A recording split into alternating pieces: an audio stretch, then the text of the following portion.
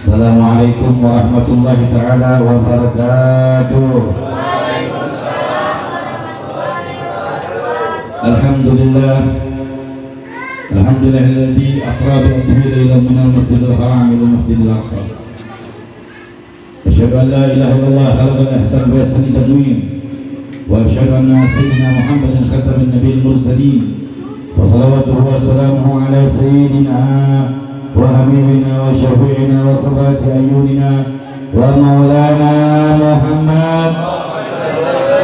Allahumma salli wa sallim ala sayyidina Muhammad mibda'i rahmatillah dalam ma'filmillah salatan wa salaman daimaini bidawam al-killah wa ala alihi wa sahbihi wa mawa'ala.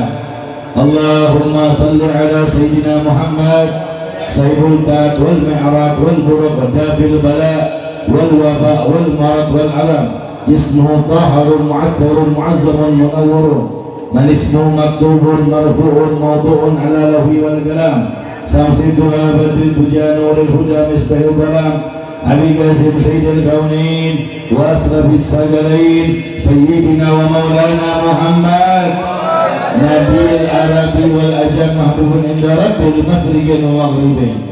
Ya ayyuhal mustaquna li nuri jamalik sallu alaihi wa sallimu taslima. Allahumma salli wa sallim wa barik alaihi. Allahumma aslih umat Muhammad sallallahu alaihi wasallam amin. Wa qulin an ummati Muhammad sallallahu alaihi wasallam wa arham umat Muhammad sallallahu alaihi wasallam wa anshur wa ahfad wa ayyun nahdatul bihaqi Muhammadin sallallahu alaihi wasallam amma ba'du. Qala Allah ta'ala fil Qur'an al-Karim wa khatamal wa'idin. Bismillahirrahmanirrahim. Subhanalladzi asra bi abdihi laylan minal masjidil haram ilal masjidil aqsa alladzi barakna hawlahu linuriyahu min ayatina innahu huwas samiul basir. Wa qala nabiyyuna Muhammad sallallahu alaihi wasallam al-ghanimatu al-majalis zikr al-jannatu sadaqallahu azim wa balagha rasulun nabiyil karim wa nahnu ala dhalika minasyahidin wa syakirin walhamdulillahi rabbil alamin. Hadirin yang dimuliakan oleh Allah Subhanahu wa taala, alhamdulillah kita bisa berkumpul di tempat Allah yang mulia ini, Mushola An-Nur. Insyaallah mudah-mudahan datangnya kita di tempat hadir di peringatan Isra wal Mi'raj Nabi sallallahu alaihi wasallam. Mudah-mudahan kedatangan kita, datangnya kita meriahkan ini acara, mudah-mudahan segala keinginan hajat kita dikabulkan oleh Allah taala. Yang kita punya masalah diselesaikan masalahnya mau Allah. Yang punya utang piutang diselesaikan utang piutang. Amin. Ini gede kelihatan di kampung lagi banyak utang. Mudah-mudahan Allah beresin segala urusan kita. Dan tidaklah kita keluar dari tempat Allah hapus dosa-dosa kita. Mudah-mudahan kita berkumpul di tempat di akhirat Allah kumpulin kita masuk surga bersama Nabi Muhammad. Hadirin yang dimuliakan oleh Allah Subhanahu wa taala, waktu sudah mulai malam. Malam mulai. Ya. Insyaallah al-bagir nggak panjang lebar, mudah-mudahan sedikit jadi manfaat buat kita yang hadir. Takut kelamaan, ini makanan berubah jadi begini. Saking lamanya ya. Mudah-mudahan kita berharap kita yang hadir di tempat Allah Subhanahu wa taala menghapus dosa-dosa kita. Hadirin yang dimuliakan oleh Allah taala, alhamdulillah ini kita berkah nih. Di mushola kita, di kampung kita kedatangan para guru-guru kita, khusus jajaran pemerintah kita, Pak Lurah kita, yaitu Bapak Lurah kita, Bapak Dr. Hades Uwais Setiawan, Lurah Sukadamai. Mudah-mudahan diberikan kesehatan oleh Allah Ta'ala, panjang umur, murah rezeki, dijaga zahir batin beliau, mudah-mudahan selalu diberikan penjagaan oleh Allah Ta'ala. Dan tidak lupa juga daripada jajaran daripada Bapak RW kita, yaitu Bapak Ketua RT kita, RT 05, kemudian Bapak Haji Majid, Ketua RW 07 kita. Ya, orang tua kita diberikan kesehatan oleh Allah Ta'ala. Kemudian guru-guru kita, kiai kita, Ustaz Didin, Ustaz Jaga, Ustaz Abdul Rahman, ada Ustaz Daud dan para guru-guru kita yang lain, mudah-mudahan diberikan kesehatan oleh Allah Ta'ala. Kita yang hadir mudah-mudahan selalu diberikan istiqomah oleh Allah Subhanahu wa taala. Hadirin yang dimuliakan oleh Allah Ta'ala. Ini peringatan Isra wal Mi'raj Nabi. Ini Isra Mi'raj ini Bu, Pak, ngajarin kita keimanan. Ngajarin kita keimanan. Iman itu mahal. Belum tentu orang bisa bahasa Arab diberi iman sama Allah. Ini ada orang pintar bahasa Arab, tapi belum tentu dapat iman dari Allah. Belum tentu dapat petunjuk dari Allah Subhanahu wa taala. walaupun dia beriman, walaupun dia bisa bahasa Arab. Tuh orang Yahudi Pak lebih pintar bahasa Arab dibandingin gitu. Ya, orang Yahudi itu pintar bahasa Arab nih, tapi dia nggak dikasih iman sama Allah. Ya, tapi kita kadang-kadang bahasa Arab nggak ngerti, kadang-kadang nggak baca Quran aja nih, kita terkadang terbata-bata. Tapi Allah kasih kita iman, begitu. Terus kita ditanya, kita beriman sama Allah, beriman sama Rasulullah, kita yakin dengan Nabi Muhammad utusan Allah. Padahal kita nggak pernah ketemu dengan Nabi Muhammad. Begitulah Allah kasih keimanan kita. Iman itu pilihan bapak-bapak. Sama dengan kejadian Isra wal Mi'raj Nabi Shallallahu Alaihi. Orang nggak percaya kalau iman itu Pak, itu di atas dari akal. Makanya akidah ahli sunnah wal jamaah wujubu nakri al-akhir, mewajibkan meyakini apa yang ada di Al-Quran dan apa yang datang dari Nabi kita Muhammad Sallallahu Alaihi Wasallam. Yakinin dulu, imanin dulu, baru cerna dengan akal.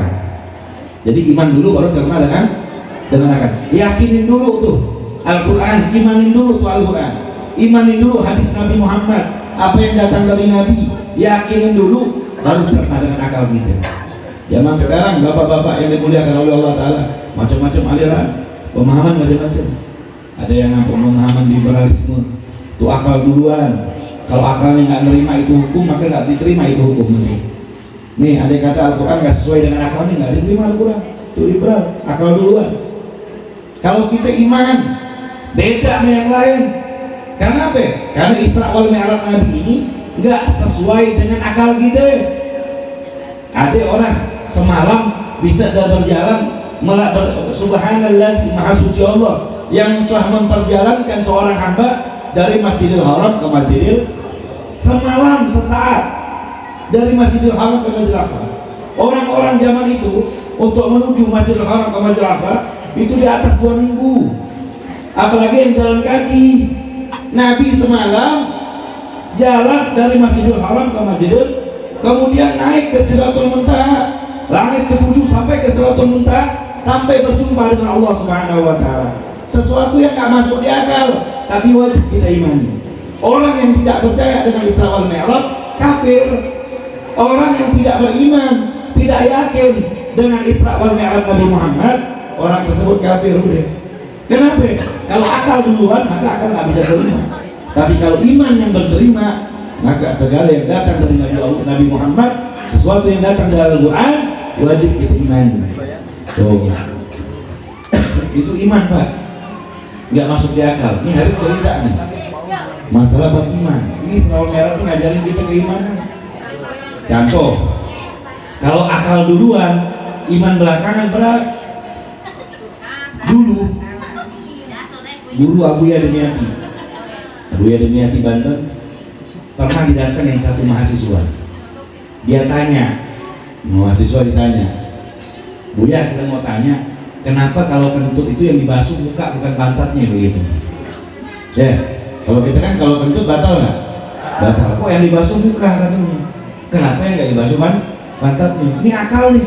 Ini akal bukan iman. Cuman kalau orang dulu kalau orang jawab dengan akal, dia nggak pakai dalil. Dia jawab dengan akal juga.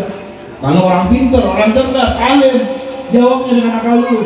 Karena orang mengarurinya dengan akal, dijawab sama Buya. Buya cuma senyum, ngambil tongkat, digebuk tuh orang. Tuh orang teriak, digebuk sama Buya, diteriak. Ketika teriak, ketika Buya teriak,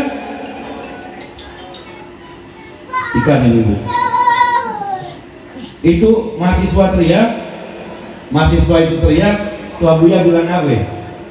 Kenapa teriak, mulut ente yang teriak, kenapa nggak kaki ente yang teriak katanya? Kenapa mulut ente yang teriak, kenapa nggak kaki ente yang teriak? Ya, makanya orang kalau cerdas iman begitu Pak. Iman dulu baru dibuka dengan diterima dengan akal pikiran. Sama dengan dulu ditanya Wali Songo, pernah ditanya. Kalau orang akal duluan, dia akan tanya, Beb, anak dulu Wali Songo pernah ditanya. Sama orang-orang awam dia tanya, wah setan aulia, ini setan terbuat dari api. Kalau masuk neraka ya sama aja, api ketemu aku biasa aja, benar apa enggak? Wali Songo cuma dia ambil itu bataku, dilempar ke kepala ke orang. Enggak, dia teriak, ya wali kenapa ente lemparannya pakai bataku? Lah kan ente kan terbuat dari tanah. Ini batako tanah, kenapa ente teriak? Ya nggak? Tanah ketemu tanah sakit apa enggak? Lah kalau tanahnya keras kena kepala ya sakit. Ya, begitu juga kalau orang ternak dengan iman dulu, setan lebih sakit nanti di neraka, lebih tersiksa nanti di nerakanya Allah Subhanahu wa taala. Nah, inilah ada Isra wal Mi'raj ini yakinin kita akan iman kepada Allah Subhanahu wa taala. Dan ini yang Al-Fajr ceritain bukan pengalaman Nabi ketika Isra wal Mi'raj, tapi pengalaman Nabi ketika pulang. Nabi itu ketika pulang, Nabi cerita diriwayatkan Sayyidina Hasan, Al-Imam Hasan diceritakan oleh Imam Ahmad bahwasanya Sayyidina Hindun radhiyallahu anha diceritakan sebagai riwayat Rasulullah pertama kali cerita pengalaman beliau ini kepada Sayyidina Hindun. Nabi bilang nih begini, ya Sayyidina Hindun, anda nih tadi malam dijalankan oleh Allah Ta'ala dari Masjidil Haram ke Masjidil Aqsa, terus aneh sampai ke langit ke-7, sampai ke Sidratul Muntaha, kemudian anda bertemu dengan Allah dan Allah perintahin anda buat sholat 5 waktu dan umat di sholat 5 waktu. Itu Sayyidina Hindun gemeter, dia punya badan. Dia bilang sama Nabi Muhammad, ya Rasulullah, jangan ini cerita. Bukan Sayyidina Hindun, bukan Sayyidina Hindun takut, bukan. Sayyidina Hindun takut gak tega kalau Nabi cerita nanti orang kafir Quraisy caci maki Nabi Muhammad. Kenapa? Karena apa yang diceritain Nabi sesuatu yang gak masuk di akal naluri gitu. Bisa jangan ya Rasulullah. Tapi Nabi gak peduli. Karena ini perintah dari Allah, Nabi wajib sampaikan. Dia sampaikan ke Sayyidina Abu Bakar Siddiq. Maka dalam kitab riwayatun Duratun Nasihin, kenapa Sayyidina Abu Bakar Siddiq disebut As-Siddiq? Salah satu yang membenarkan Isra wal Mi'raj Nabi Muhammad. Tuh Pak, bapak-bapak, ibu-ibu yang dimuliakan oleh Allah Ta'ala, Nabi ketika mengalami Isra wal Mi'raj, tuh orang munafik yang Islam jadi kafir, nggak percaya sama Nabi. Apalagi kita ini zaman Nabi dulu, orang kafir Quraisy tertawa mencemooh Nabi Muhammad karena cerita yang Nabi alami ini sesuatu yang nggak masuk di akal, tapi wajib kita imani sebagai umat Nabi Muhammad. Maka ketika itu orang munafik berbalik kafir. Kenapa? Karena cerita yang diceritakan oleh Nabi yang nggak masuk di akal oleh mereka. Kenapa? Mereka nggak bakal iman. Mereka dengan pakai akal. Wa ma utitu minal ilmi illa qalila, kata Allah. Tidaklah engkau berilmu, kata Allah, melainkan sedikit. Ilmu itu Pak punya batasan, akal itu punya batasan. Tapi keimanan nggak punya batasan. Akal punya batasan. Mohon maaf bapak-bapak, orang yang bisa buat handphone, buat canggih ya, tetap mereka punya batasan ilmu. Akal kita nggak seberapa, iman kita yang besar. Begitulah para orang-orang sahabat Nabi ketika dapat kabar mereka beriman. Sadaqta ya Rasulullah, benar kok ya Rasulullah. Ada orang kafir Quraisy, Abu Jahal. Abu Jahal datang ke Nabi. Ini ceritanya Abu Jahal datang ke Nabi. Abu Jahal bilang begini, bapak-bapak, ya Muhammad, mau nggak aneh kumpulin satu kota Mekah, satu kota warga kota Mekah, Pak Lurah nih. Kalau Pak Lurah masih luas, ini satu kota Mekah, berarti apa? Wali kota yang kumpulin, satu kota Bogor dikumpulin, satu kota Mekah dikumpulin Abu Jahal untuk ngumpul bareng-bareng dengerin apa yang diceritain Nabi. Apa yang diceritain Nabi? Pengalaman Isra wal Mi'raj Nabi Sallallahu Alaihi Wasallam. Sekarang saya mau tanya, ini Abu Jahal baik apa enggak? Baik, ngumpulin orang buat Nabi cerita, baik kan? Kayak Ustaz Jaka, ngumpulin kita orang, guru-guru kita ngumpulin kita buat hadir Isra wal Mi'raj kan baik nih. Tapi Abu Jahal beda, dia mah di hati nih pengen ngumpulin rame-rame barang-barang mentertawakan Rasulullah. Kenapa? Karena Rasulullah ini ceritanya nggak masuk di akal. Jadi dia buat formasi untuk menjatuhkan Nabi. Sebelum Nabi cerita, ada yang jatuhin Nabi. Jadi ketika Nabi cerita, ini satu kota Mekah dicerita mana? Ya ada satu orang nyeletuk. Ya Muhammad, Anda mau tanya ente ini menuju dari Masjidil Haram ke Masjidil Aqsa. Ente ini benar apa enggak? Jangan-jangan ente gila kali katanya. Tuh Nabi dibilang gila.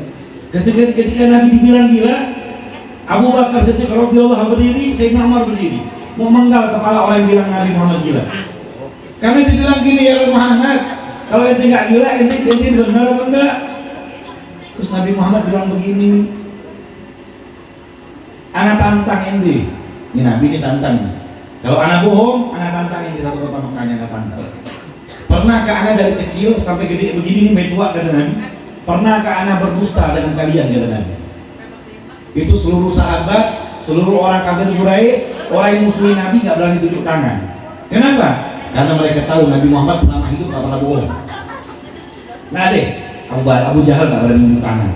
Orang kafir Quraisy nggak berani tunjuk tangan, karena mereka tahu Rasulullah itu selama hidupnya tidak pernah berdusta hadirin.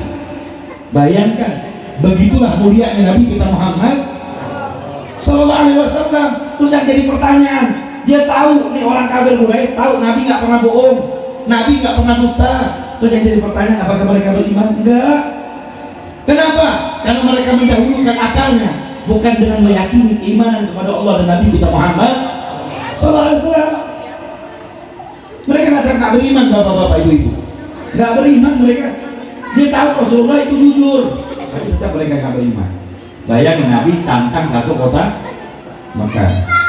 Kalau kita ini kayak Nabi gitu, nggak perlu nantang satu kota Mekah, nantang satu kelurahan Sukadamai. Oh kebanyakan, nantang satu rumah kita aja dah.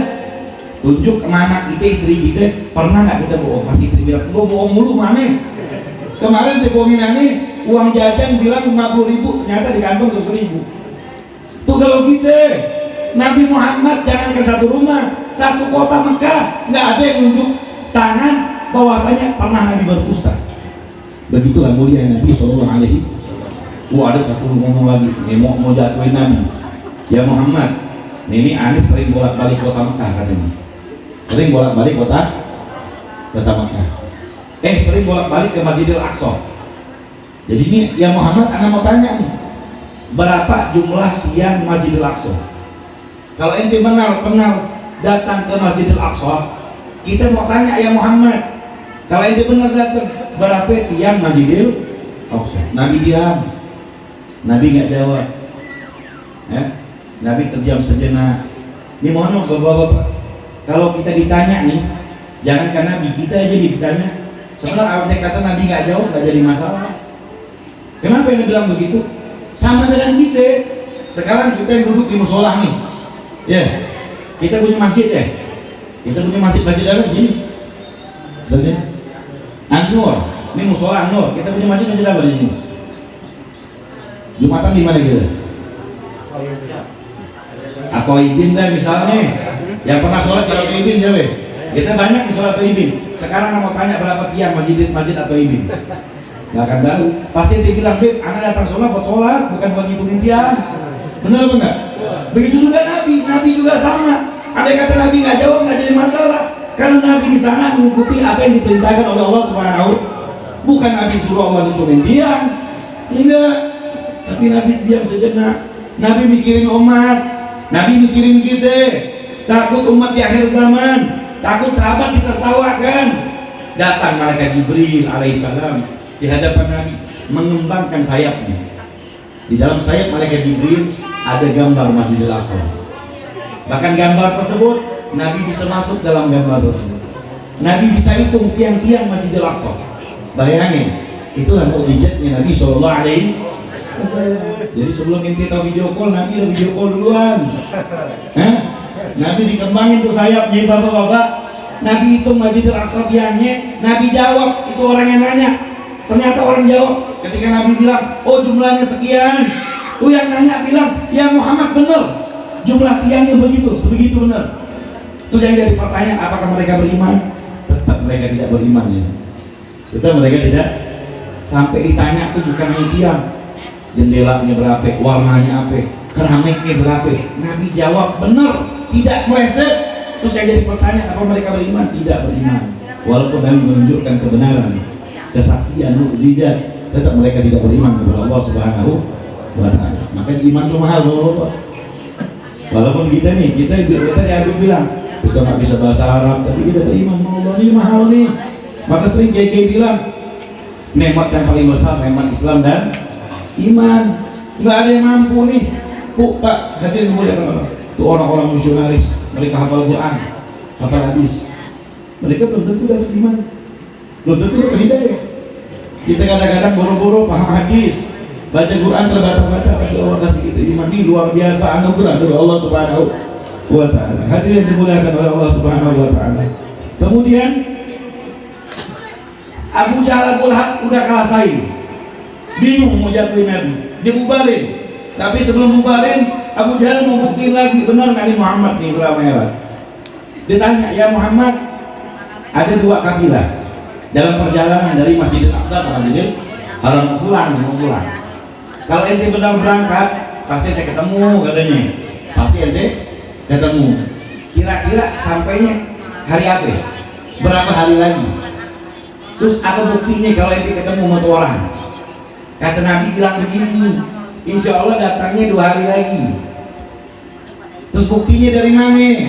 Jadi bapak-bapak di riwayat Bukhari diceritakan, Nabi ketika Isra itu buruk itu kencengnya sejauh mata memandang. Tuh saking kenceng. Jadi antum sekejap mata tuh buruk udah gak kelihatan. Saking kencengnya itu buruk. Ketika Nabi menunggangi buruk dalam perjalanan, saking kencengnya itu buruk, itu ada satu kabilah lagi ngebawa barang di atas unta. Itu saking kencengnya Nabi, itu barang tersebut berserakan. Kayak kita kena angin gimana sih? Berserakan karena lagi lewat yang buruk. Terus dalam perjalanan Nabi ada satu kabilah Nabi berhenti. Lihat kabilah tengah malam lagi tidur. Tidur. Ketika lagi tidur hadirin yang dimuliakan oleh Allah Ta'ala, Nabi melihat itu yang punya kabilah bawa susu. Nabi minum susunya. Kemudian Nabi melanjutkan perjalanan. Yang jadi pertanyaan, Nabi minum susu gak izin. Itu mohon maaf bapak-bapak, kebiasaan orang-orang Arab pada zaman itu, yang orang-orang musafir wajib boleh halal minum air musafir yang lain walaupun tanpa izin. Karena dalam keadaan musafir boleh halal. Zaman itu begitu. Zaman itu makanya orang-orang tua kita dulu selalu simpan tepayan di rumah mereka depan, disediain air. Buat apa? Kalau musafir lewat bisa minum air itu. Kalau orang tua dulu. Kalau orang-orang sekarang mungkin airnya dalam rumah. Orang-orang tua kita dulu ya udah pindah sekarang. Kalau dulu tuh disimpan kayak model tempayan begitu, ada gelasnya. Karena orang-orang dulu Arab dulu begitu dari itu. Makanya ketika Abu Jahal, Nabi Muhammad cerita begitu. Ya Abu Jahal kalau ente mau buktiin, satu orang punya satu kabilah, barangnya berserakan. Satu kabilah dia punya air susunya habis, kata Nabi. Kok Nabi tahu kata Nabi minum? Abu Jahal bubarin orang. Dia udah bubar. Dia ngumpul sama Abu Jahal, Abu Lahab ngumpul. Kita bukti omongan Muhammad itu benar apa enggak? Dia tunggu di perbatasan bapak-bapak, pengen buktiin. Biar apa? Takut Nabi Muhammad kong kali kong katanya. Biar kita nunggu di perbatasan bapak-bapak. Sampai di perbatasan kita buka kabilah. Oh benar 2 hari sampai. Kabilah saya mau tanya di antara kalian ini, siapa yang barang kalian berserakan? Oh kabilah tersebut unjuk tangan. Ya Abu Jahal, aneh. Wali itu sakit Abu Jahal. Kok itu tahu aneh dalam perjalanan berserakan? Oh enggak, pengen tahu aja kata Abu Jahal. Satu lagi Abu Jahal, satu kabilah. Siapa yang mau tanya lagi? Siapa yang air susunya habis? Tunjuk tangan lagi Abu Jahal. Anak tidur sebelum tidur ya susu anak ada. Bangun tidur susu anak habis. Ente nyolong Abu Jahal? Enggak, Abu Jahal. Anak prediksi aja kata Abu Jahal kalau begitu. Karena mereka ini orang kafir Quraisy bisik-bisik. Yang jadi pertanyaan, udah bukti belum omongan Nabi? Benar enggak omongan Nabi? Yang jadi pertanyaan, apakah mereka beriman? Enggak, mereka tidak beriman. Malah mereka mengatakan, hebat sihirnya Muhammad. Hebat sihirnya Nabi kita Muhammad. Allah menjadi. Begitulah hadirin yang dimuliakan oleh Allah Ta'ala. Begitu juga Isra wal Mi'raj Nabi, ini pengalaman. Jadi sebelum kita begini nih, kenapa dia ada Isra wal Mi'raj? Menambah keyakinan diri kita kepada Allah. Apa yang ada di dalam itu yakinin. Apa yang disampaikan Rasulullah yakinin. Apa yang disampaikan, kenapa sih wudhu, muka, tangan segala macam, itu perintah dari Allah. Nggak perlu jadi pertanyaan buat kita. Setelah itu baru kita cerna dengan akal kita, bapak-bapak yang dimuliakan oleh Allah Ta'ala. Agar apa? Agar iman kita kuat. Iman sahabat itu tinggi hadirin. Nggak peduli, yakin apa yang di Al-Quran akhirnya apa yang dari Nabi kita Muhammad Sallallahu Alaihi Wasallam. Hadirin dimuliakan oleh Allah Subhanahu Wa Taala. Mudah-mudahan sedikit cerita singkat ini.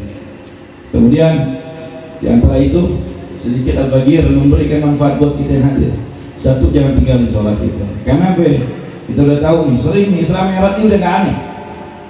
Di mana-mana kampung, di mana-mana daerah, wilayah, musola, majlis, pasti nggak ada Islam Mi'raj. Yang diingat sama kiai kita apa? Sholat 5 waktu jaga. Sholat 5 waktu. Bu, Pak, puasa, haji, sedekah, ibadah-ibadah yang lain, itu tuh melalui malaikat Jibril. Perintah zakat melalui malaikat Jibril, perintah yang lain melalui malaikat Jibril. Tapi ketika perintah sholat tidak melalui malaikat Jibril, langsung Allah panggil Nabi Muhammad bertemu dengan Allah untuk memerintahkan Nabi dan umat melaksanakan sholat 5 waktu. Yang jadi pertanyaan, kenapa Allah pertemukan Nabi untuk melaksanakan? Seolah-olah menjadi suatu perkara yang wajib, penting bagi kita sebagai umat Rasulullah untuk melaksanakan salat 5 waktu. Hadirin dimuliakan Allah, Nabi Muhammad itu sayang sama kita. Kita bayangkan 50 waktu diubah menjadi 5 waktu. Nabi minta remisi sama Allah. Nabi biar malu buat dirinya, tapi Nabi gak malu buat umatnya. Nabi biar nangis di hadapan Allah ketika dapat saran dari Nabi Musa alaihissalam, ya Muhammad, umat ini gak akan kuat untuk melaksanakan sholat 50 waktu, gak kuat. Nabi datang di hadapan Allah minta remisi, minta kekurangan dari 50 waktu terus sampai jadi 5 waktu doang. Terus kita sebagai umat Nabi Muhammad gak bisa menghargai Nabi, gak bisa memuliakan Nabi. Nabi di hadapan Allah menahan air mata malunya di hadapan Allah untuk dikurangkan melaksanakan sholat tersebut, agar umatnya mempermudah melaksanakan kewajiban dari Allah, agar umat tidak berdosa di hadapan Allah. Tapi kita tidak bisa menghargai perjuangan Nabi, maka jangan tinggalin sholat. Sampai saking pentingnya sholat, awwalu ma yuhasabu as-sholat. Pertama kali yang ditanya oleh Allah, dihisab oleh Allah, sholat ini kita. Sekarang kalau andai kata interview, syarat kita kerja itu terutama orang dalam. Kedua, ijazah bapak-bapak. Karena zaman sekarang jarang pakai ijazah kalau nggak ada orang dalam. Jadi syarat pertama itu pekerjaan orang dalam, kedua ijazah, SKCK dan yang lain. Sekarang syarat pertama, andai kata tidak ada ijazah saja, maka tertolak kita di perusahaan. Gimana pertama kali pertanyaan Allah di akhirat sholatnya gitu.